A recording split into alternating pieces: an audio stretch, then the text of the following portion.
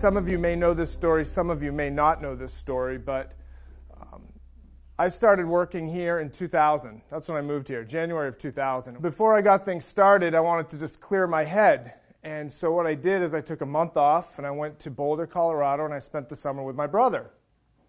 And while I was out there, he challenged me to do this hike to the top of Long's Peak. And it's about a 7.5-mile hike to a 14,000-foot summit. My brother's a professional rock climber. And at one point, he was one of the top 4 or 5 in the world. And he does the crazy stuff with the ropes and on the ledges and all that stuff. So anyway, he challenged me to do this hike, and I was excited about it. So I started working out, and I started training and eating right and doing all these fancy things to get prepared for it. And I took it really seriously because I don't like to be shown up by anybody, but I certainly don't want to be shown up by my little brother. I went out to Colorado, learned how to fly fish. And by the end of the month, my brother said, okay, let's do this hike. We'll do it in a couple days. So near the end of July, he said, I'll pick you up on Thursday. I'll pick you up at midnight. In hindsight, I never even considered asking why we would start at midnight. And I don't know why I didn't think to ask that question at the time, but I didn't. And so I just went along with it, thinking, well, maybe it's a long drive to where we're going. I don't know. Well, he picked me up a little bit late. He picked me up around 1 o'clock in the morning, and then around 1:45-ish, something like that, we were at the base of this mountain. And everybody in this parking lot is getting out of these cars, and they've got these little headlamps on because it's dark out. There's tons of people there.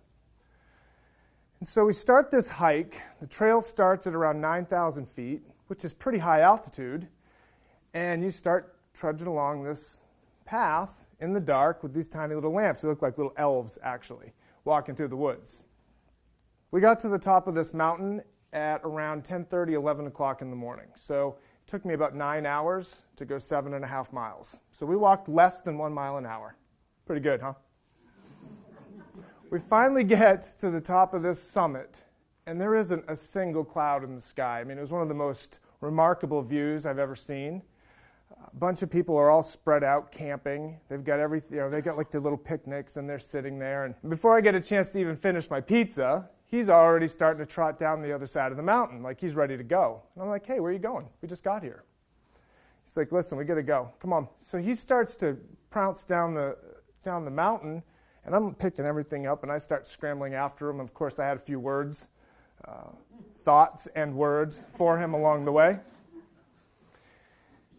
About 3 minutes into the descent, I realized immediately that I had really made some errors in my training because I had spent the whole time trying to get to the top of the mountain, making sure that I made it to the summit, making sure that I made it to the peak, thinking that's when I'll know that I made it there. You know, that's how I won't get shown up by my kid brother. But I hadn't put any thought into what you do once you get there. Like, in other words, it's much more difficult physically to go down the mountain in some cases. And so I had only trained to get to the top of the mountain. I hadn't done anything to get back down the mountain. I caught up to my brother 2 hours later at 12,000 feet. And I come around the corner, and there he is. He's all relaxed. He's on this big flat rock, and he's eating more of his little nuts and berries and everything else. And I sit down next to him, and I go, what's the rush? And he said, well, now we don't have to rush. We can relax and enjoy ourselves a little bit. And I said, well, that's fine, but the view is up there. And he said, no, the success on this trip isn't measured on whether or not you make it to the top of the mountain. The success on this trip is measured by whether or not you make it back down safely. And he pointed up to the top of the mountain, and I looked up there, and there was nothing but black clouds. And what he knew that I didn't know was that every day at 12 or 12:30, the top of the mountain acts as a magnet, and it attracts these electrical storms. Now, when we were up there, wasn't a cloud in the sky, but we left as quick as we did so that we could avoid it. And I started thinking to myself, what are all the people that are up there doing right now? And he said, well, right now, those people are in a lot of trouble because they're scrambling, and they're making a lot of decisions under stress. And they're trying to get down this mountain, and it was not an easy mountain by any stretch. He said, it's the worst time to be making decisions. Usually when you want to measure the success on a trip like this, you have to have the planning in advance. And I said, well, how did you even know that this was this happened? And he said, well, that's easy. Last summer, I was on the face of the mountain, rock climbing with my friends, hanging from that ledge, and the storm rolled in, and I didn't think I was going to make it. So he and his friends got stuck on the face of that mountain for 4 hours while the storm hit. And so for the rest of the walk down, which was about 5 miles, I thought about what the trip meant to me. First of all, I'd never done anything like that before. And secondly, I really drew the parallel and the comparison to what a lot of you do and what a lot of my clients do and a lot of the planning that I do for retirees. And that is, when you're saving and accumulating to get to retirement, that's like climbing to the top of a mountain.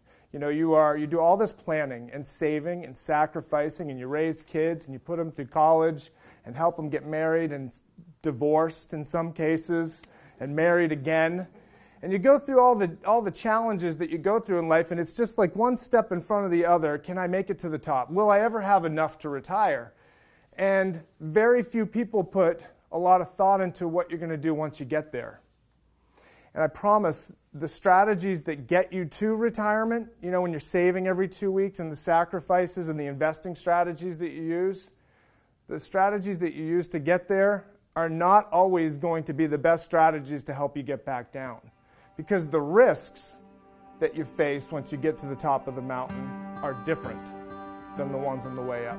If you trip at the bottom of the mountain, you brush yourself off and you get back up. If you trip at the top of the mountain, the falls can be a little bit more penal and harder to recover from. And so what we help people do is we help people navigate the risks associated with reaching retirement. So we work with people that are nearing retirement or near the summit, but we take a look at what some of the challenges might be once you get there.